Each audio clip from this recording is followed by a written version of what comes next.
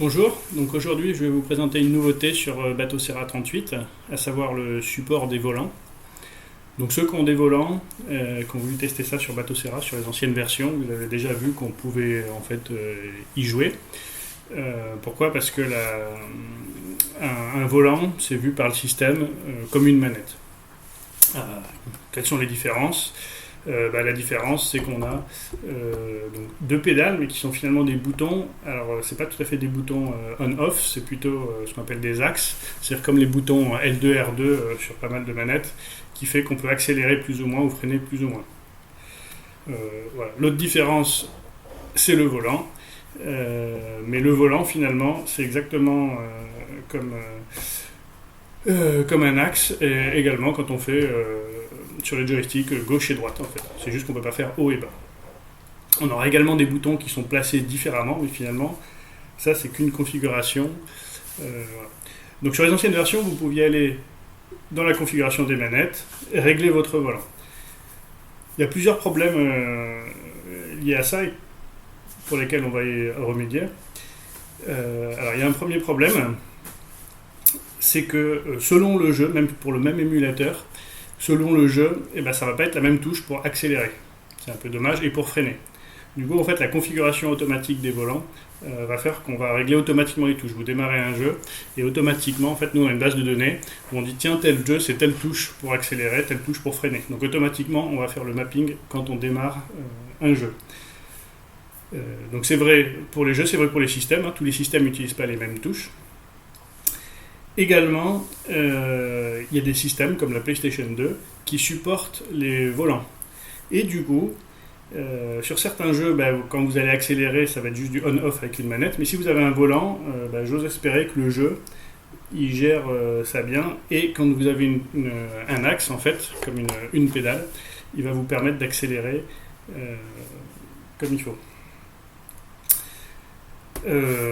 Voilà. Autre différence qu'on n'implémente pas pour l'instant, c'est si vous avez un volant de branché et une manette, à terme dans Batocera, on va prioriser, si on démarre un jeu de volant, les volants, et si on a une manette, démarrer une manette. Voilà, ça permet d'avoir plusieurs choses branchées à la fois. Donc dans mon cas, je vais utiliser un volant qui s'appelle, alors c'est un Thrustmaster Ferrari, donc le F430, donc c'est un vieux modèle que j'ai récupéré sur le Bon Coin pour une poignée d'euros. Donc avec deux pédales. Et donc le volant, j'ai également le retour de force et une dizaine de boutons qui me permettent de faire start, select, de tout contrôler en fait depuis le volant.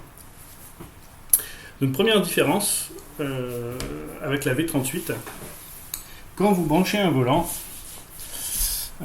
on va d'abord allumer ES. Alors j'ai un petit décalage avec la vidéo, du coup c'est possible que le volant ne bouge pas en même temps que le jeu. Donc je vais brancher mon volant.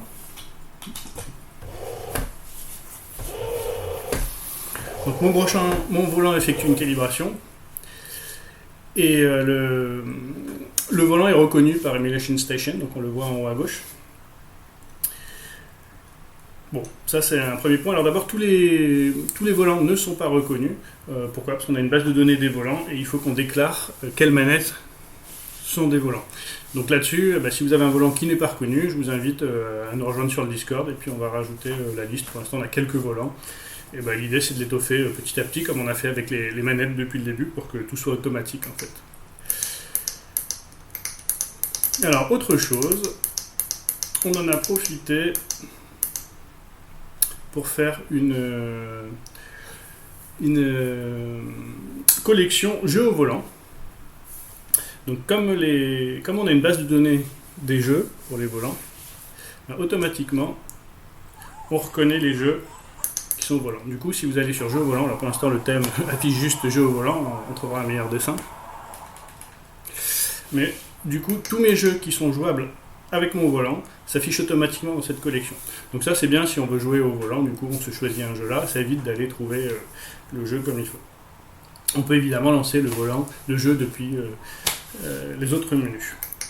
Donc également je peux contrôler avec les boutons les menus en fait, hein, c'est comme une manette. Alors ça dépendra de votre volant, mais la plupart des volants ont une dizaine de boutons. Voilà. Et puis je vais pouvoir tout simplement jouer. Et donc là je fais tout au volant, hein, pour information. Donc, je lance mon jeu, donc je vais lancer avec une sauvegarde.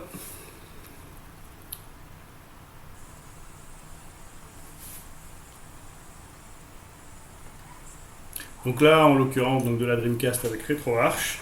Et le but, c'est d'être compatible partout. Alors pour l'instant, on n'est pas compatible partout. Il faut qu'on étoffe notre base de données.